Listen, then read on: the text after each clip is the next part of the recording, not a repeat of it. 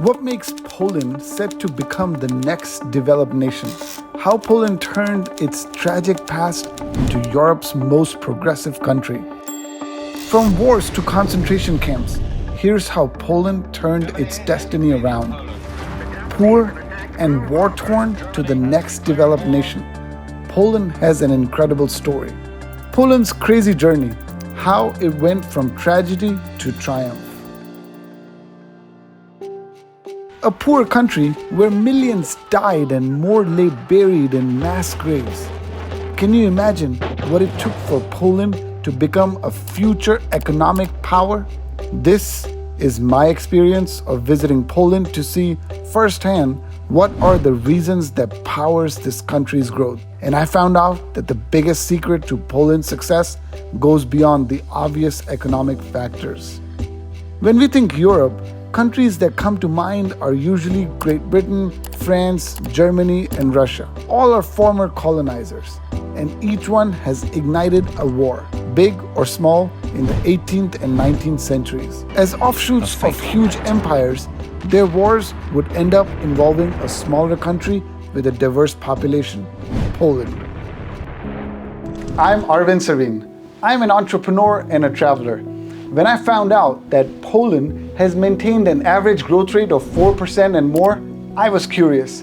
After the pandemic, I traveled to Poland, lived in Krakow and Warsaw, and traveled to the Nazi concentration camp, Auschwitz. So this is Auschwitz-Birkenau, the main place where there were gas chambers. On this side you see the red brick houses. These were where the women were separated, and then those were the original ones made of brick. And then later you see those are the ones that are made of wood, because that was just more economical during the later part. The Polish and their country were welcoming, surprising, and at times a little strange, like my encounters with the Polish police. Some things are bound to be strange in a country where so many have died for so many centuries. Poland is between Germany and Russia, two global powers. It also shares borders with the Czech Republic, Belarus, Ukraine, Lithuania, and Slovakia. But Poland has not counted on the support of friends and neighbors alone.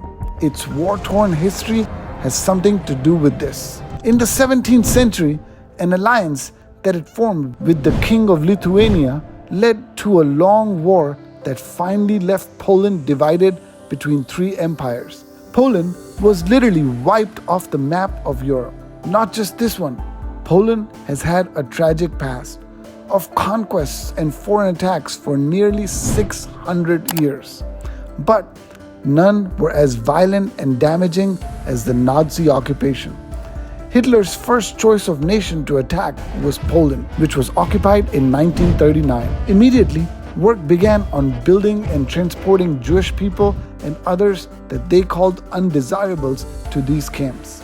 Goods trains jammed with people would land at Auschwitz, Treblinka, Sobibor, and Belzec for people to be exterminated. All this while, even when the US couldn't agree upon joining this war, and European powers like Britain and France didn't come to Poland's aid, the brave Polish resistance fought the Nazis. Often, most miss mentioning that over 3 million Polish Jews and nearly 1.9 million Poles were killed by Nazis in camps and acts of violence. The Holocaust also saw a massacre of nearly 800,000 gypsies. In fact, the ghetto cleaning up sequence from Steven Spielberg's Oscar-winning film Schindler's List is actually based on the Jewish residential area of Krakow. That's where the Chair Park stands today.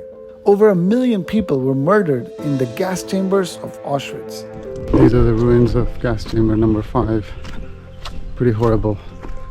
I'm thinking, was it a good idea to come and see this? Did Poland find relief from constant invasions and violence after the Second World War? No, because Big Brother USSR took control. The Red Army marched into Polish territory and began a constant fight over its control with Germany. As cruel as the Germans, the Soviets sent hundreds of thousands of Polish dissidents, which could mean any random person, to serve labor camps in Siberia.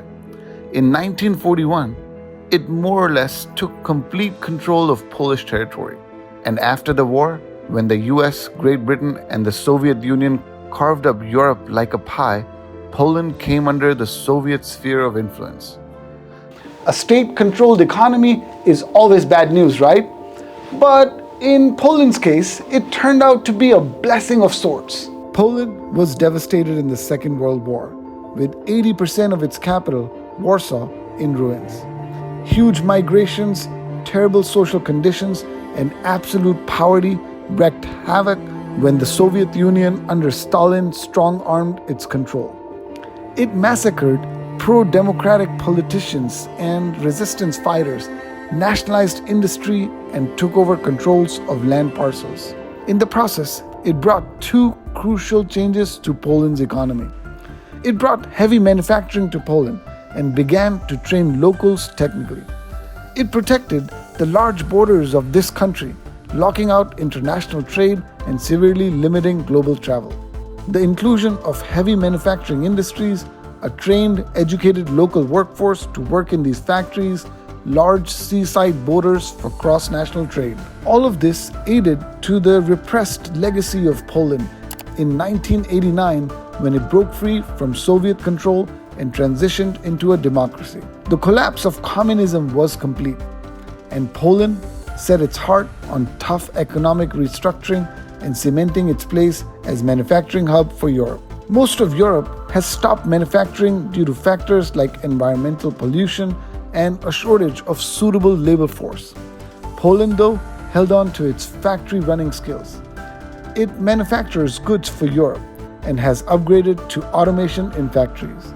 Poland is crucial to global supply chain for automobiles and aviation. But in the 21st century, a country becomes powerful economically on the basis of innovation.